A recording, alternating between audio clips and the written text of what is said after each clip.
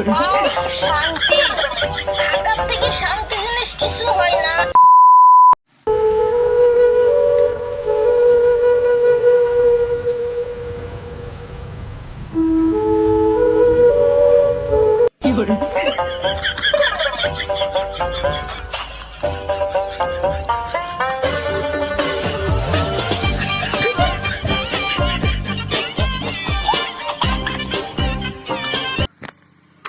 গরিবের পেটে কি কুরবানির গোশত হজম হয়?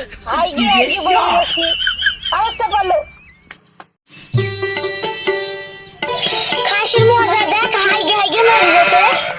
কুরবানির গোশত খাইতে দেখবি মনে করেনি কুরবানির গোশত হজম করতে পারবে না, এখন গানে খাসি মরছে।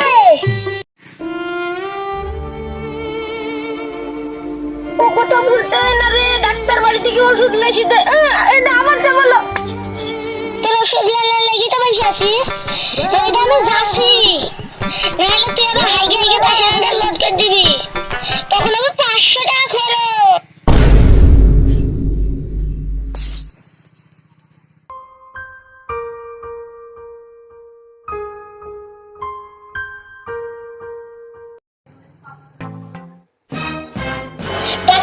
ডাক্তার বাবু আমার খাসির ওষুধ দেন, খাসি আমার ঢের আছে।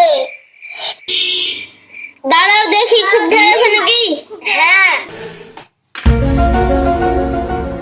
এই স্যালাইনটা 1 ধামা পানিতে গুললি খেতে দিবেন।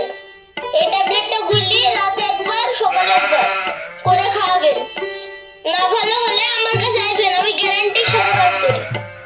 ঠিক আছে, কত টাকা হলো? ওষুধটা সকাল বিকাল রাতে খাইয়ে দিবা। 420 টাকা দিবা। হাতে টাকা করে না, বিকালে দিয়ে যাবো। ঠিক আছে, মনে করে দিয়ে যাও, কিন্তু আমি আবার ধারে ব্যবসা করিনি, তোমাকে বুঝে দিন, অন্য কাউকে দিইনি। ঠিক আছে, তাহলে চলি কেন?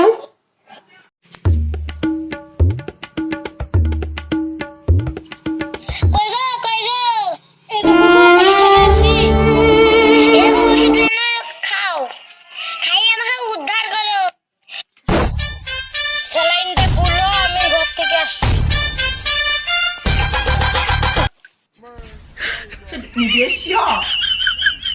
ও স্যালাইন গুলো দিতে, স্যালাইন খাও। এতগুলো স্যালাইন আমি খেতে পারবো? একদম ওই খেতে বেরিয়েছে, কষ্ট মষ্ট করে খাইলাও। তাই রে, কষ্ট মষ্ট করে যখন খেতেই হবে খাই, না খেলে তো ভালো হবে না, কি করবো খাইলে। কে তো আমার কি যে হবে আল্লাহ জানে।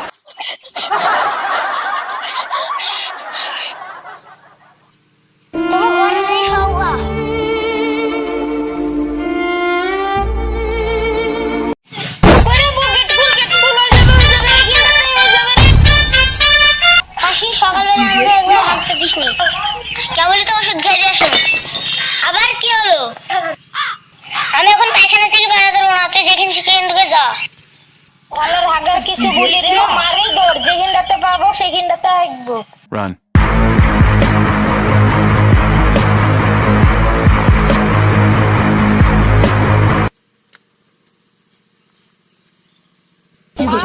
শান্তি, ঢাকার থেকে শান্তি জিনিস কিছু হয় না।